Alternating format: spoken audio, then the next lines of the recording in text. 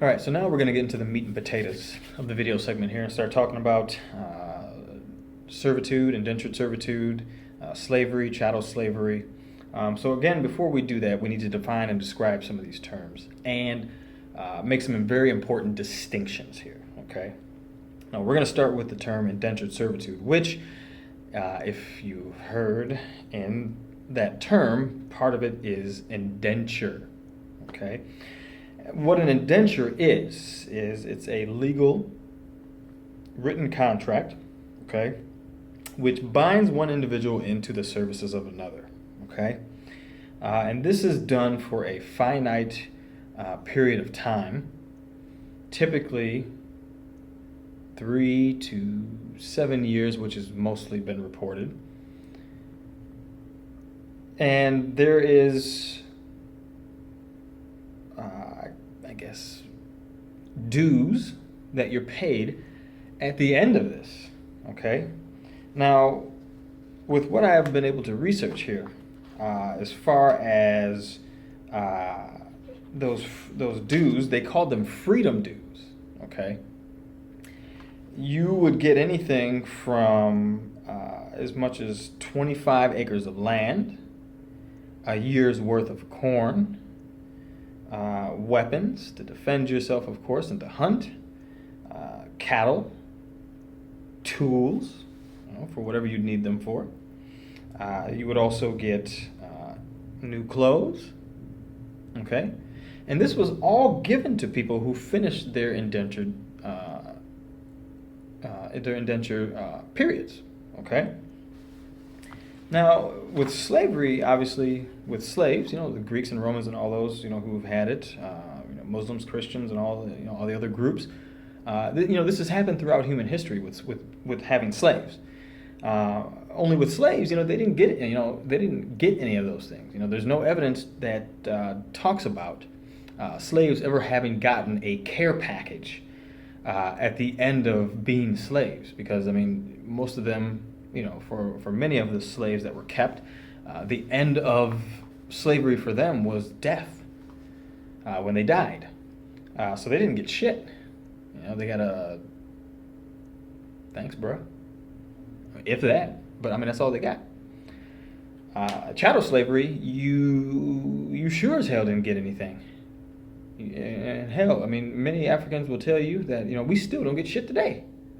For what happened. And another difference between indentured servitude, slavery, and chattel slavery, okay, is indentured servitude and slavery, okay, not chattel slavery, but indentured servitude and slavery, were not hereditary. You could not pass down your bondage to your offspring, to your husband, to your wife, to your sister, to your brother, to your mother, to your father, to your aunt, your uncle, your grandmother, and grandfather. It couldn't happen. It didn't happen. There is no evidence that shows that happened with indentured servitude or slaves. Okay? Chattel slavery had that very thing in existence. If you were born to a slave mother, you are enslaved. So any children that this slave mother has, her entire generation after that is enslaved until they're freed. But if they are not freed, her entire bloodline is enslaved. You had generations who were enslaved. Okay? Now, as far as defending the claims of Irish chattel slavery, okay, you have had people who have come up with all kinds of inflammatory and sensationalist bullshit to try and get you convinced, or to try and convince you rather that it's true, okay? And according to, Liam Hogan, who is a historian, librarian, and a graduate of the University of Limerick in Ireland, has stated very clearly that what you've seen or whatever you've heard in defense, okay, or in support of this claim that the Irish were chattel slaves, is done so only to further the white supremacist ideologies. I mean, again, you can see in much of the evidence that I'm going to go over here, you can see where these individuals who write in support of chattel slavery, the chattel slavery myth of the Irish, are trying to do just that. And they're using it so that only when it's convenient for them to do so. Okay, because before there was talk of reparations in the UN for Africans and descendants of slaves, where was all of this talk? I mean, yes, there have been books written, there have been studies done, but none have been used or were used or put in the media before now. Which kind of makes you wonder why. Why the hell did that happen just now? Why is it all of a sudden now becoming a problem? I have my theories. One of those being that now that Africans are, fed up with the racist bullshit, not just in the U.S. but all over the world.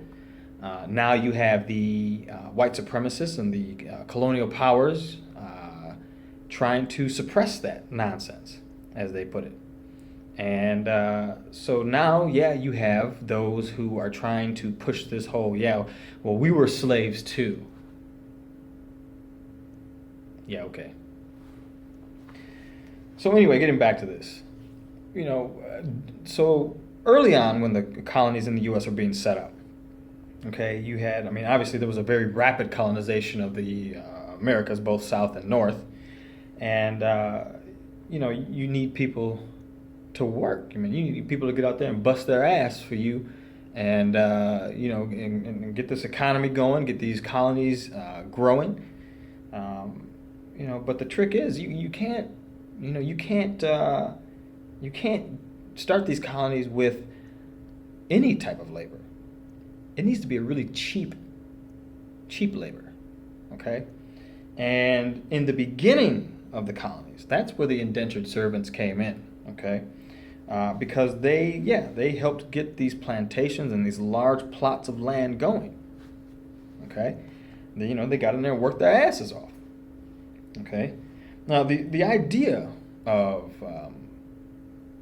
indentured servitude is reported to have been formed by the Virginia Company, okay, in the early 1600s, around 1609, 1610, something like that. And again, because there was this demand for labor in the new colonies, they decided to set up this company that would supply labor to the colonies. So this became a way for many of the Irish and many Europeans, period, who couldn't afford the voyage to the colonies, a means to afford it. Okay. Now, obviously, with the poor laws and everything going on in the British Isles, okay, and the persecution of the Irish because of their class and religion and other things like that. Of course, you had the Protestant, English moving into those areas. Many people fled. Okay, many people fled Ireland, to go to the colonies. And many people, hell, most of them, almost 50%, which is being reported here in my research, almost 50% sold themselves into indentured servitude voluntarily. They weren't forced into it, okay? Now, am I saying that there were no cases where the poor, the destitute, or women and children, men, weren't forced into it? No, I'm not. I believe that logically it would stand to reason that there probably were individuals who were forced into it involuntarily, absolutely, but it was not widespread. Not the way they're trying to tell you. That's a lie.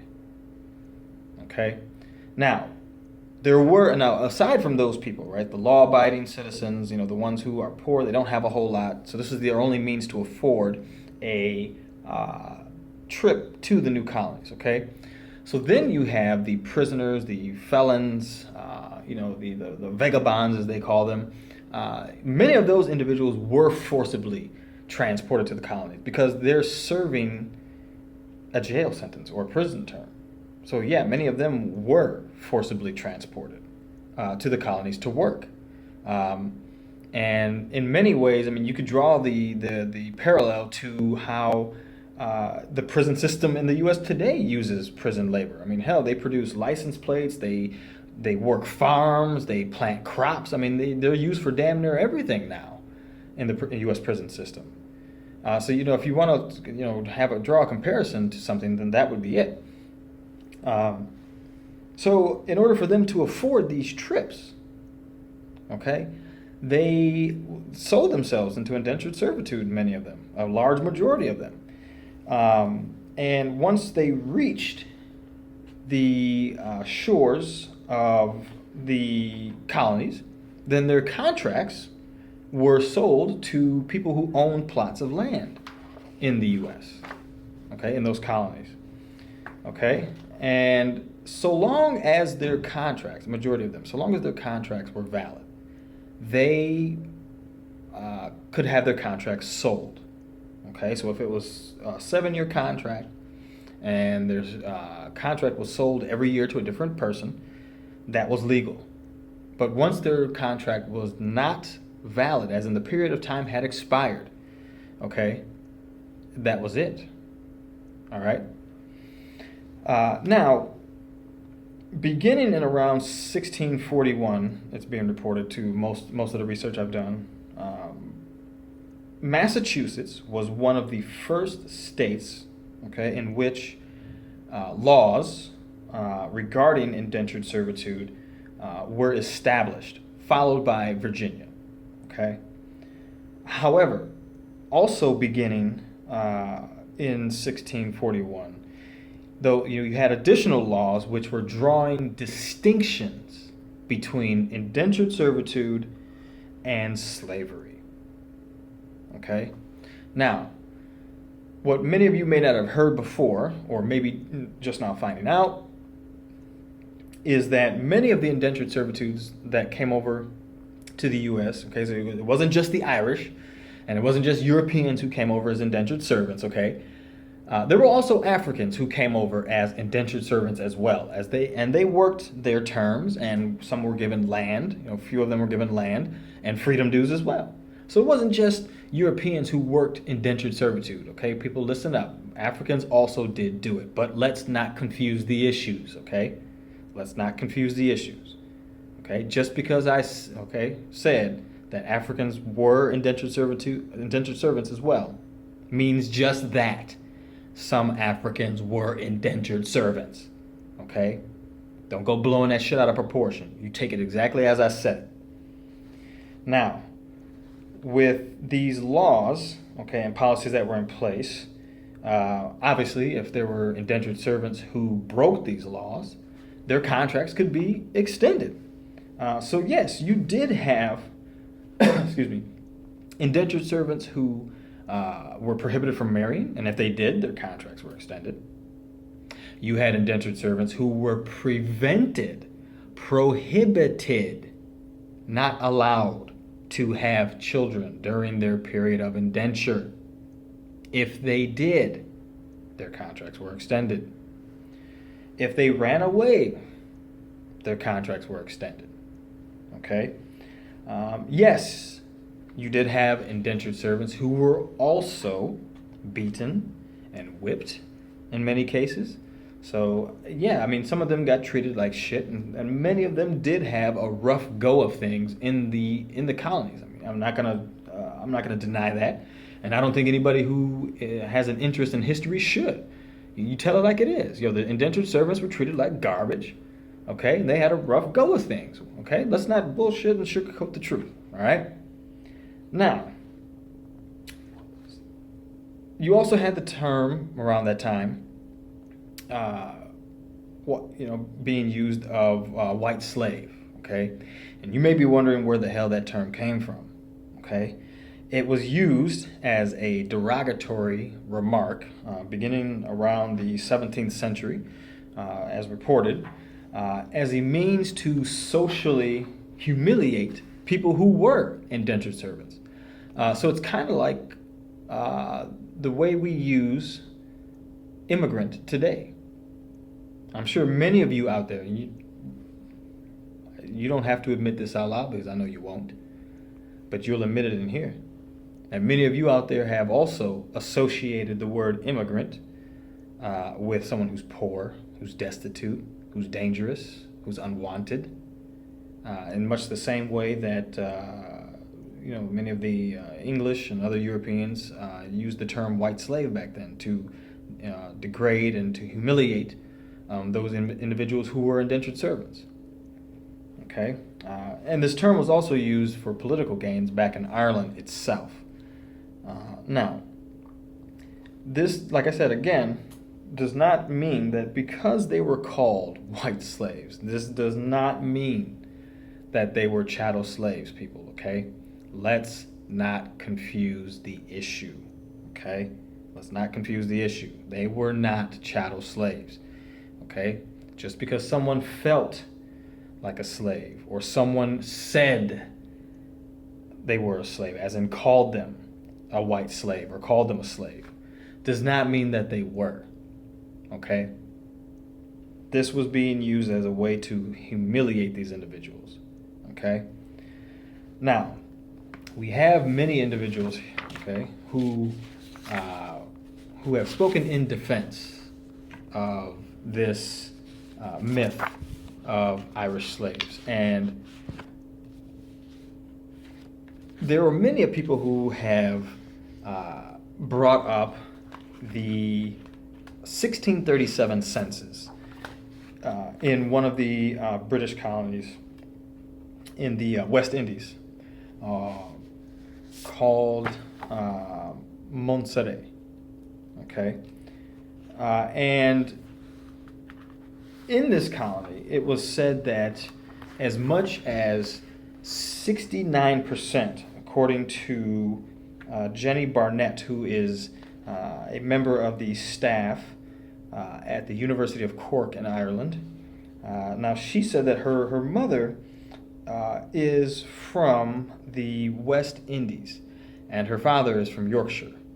Okay, she said that in the West Indies, there's a place called Kinsale or Kinsale. I'm not sure if that's correct. Forgive me if it's not. But the spelling is Kinsale. Okay.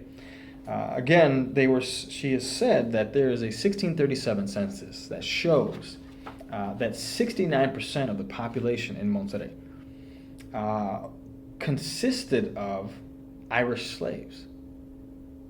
Okay. Now, nowhere in her comments here does she say what constitutes an Irish slave, or what was considered an Irish slave, or what they meant by Irish slave, but she just uses the term Irish slave. Okay?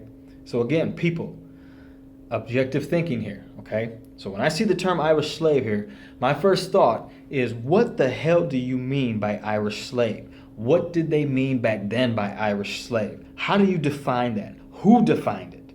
Okay? More questions need to be asked before we go throwing terms like this around. That's nonsense. Okay? Now, she goes on to claim that because there were not enough political prisoners around, again, so political prisoners, regular prisoners, criminals, whatever, there were not enough to supply the demand of labor in the West Indies. So they began locking up Irish individuals for very petty crimes, very minor crimes, and then shipping them off to the West Indies. Now, am I saying that this didn't happen as far as them being arrested for petty crimes and then shipped off? No, I'm not. Okay, because again, it may have happened. Okay, but what I do know is right now there is no evidence that shows this that I've seen. Okay, so I haven't seen any evidence that proves that she's correct. Okay, but I can't discount it or count it out. So she also goes on to say that during a 12-year period there of revolts, okay, in Ireland, that between 1641 and 1652, you had over 550,000 Irish individuals killed by the English, and you had another 300,000 of them that were sold as slaves. And it's reported that the population of Ireland fell from 1.4 million, a little over 1.4 million, to less than 750,000. Okay, so I can corroborate the population falling from a little over 1.4 million to under 750,000. That part I can corroborate through research. Okay, what I cannot corroborate is the 300,000 that were sold as slaves. Again, there's zero documentation about this shit, but yet here she is claiming this. Someone in academia, okay, someone who's hired to teach at a college is spouting this damn nonsense. She has no evidence for it, okay? None. Nor was there any documentation on the exact number of the 550,000 that were killed either. None. But again, she's making these claims, okay? Then she goes on to say that, during Oliver Cromwell's reign, that 100,000 Irish children, ranging from 10 to 14 years old, were taken from their Catholic parents and sold into slavery in the West Indies. Okay. Now, again, no source, no evidence, no proof at all. And I've looked into this. I mean, I have tried to find evidence that this is true, and there is none. There is none. It's horseshit. It's horseshit. Again, am I saying that no Irish children were sold into slavery, taken from Catholic parents, sold into slavery in the West Indies? I'm not saying that because I can't say for sure. Just because there's no evidence doesn't mean it didn't happen. But when you have as many as 100,000 of them being sold into slavery in the West Indies, okay, you would have some sort of record of this shit happening, okay? You can't tell me that in this fucking book that not one single Irish child was documented out of 100,000 that would have went over to the West Indies. This covered the entire fucking slave trade. You can't tell me that it was just that not even one made it into this book. I don't believe that shit, man. Okay? I got the evidence. Where's hers? And if you believe this nonsense, where the hell is yours?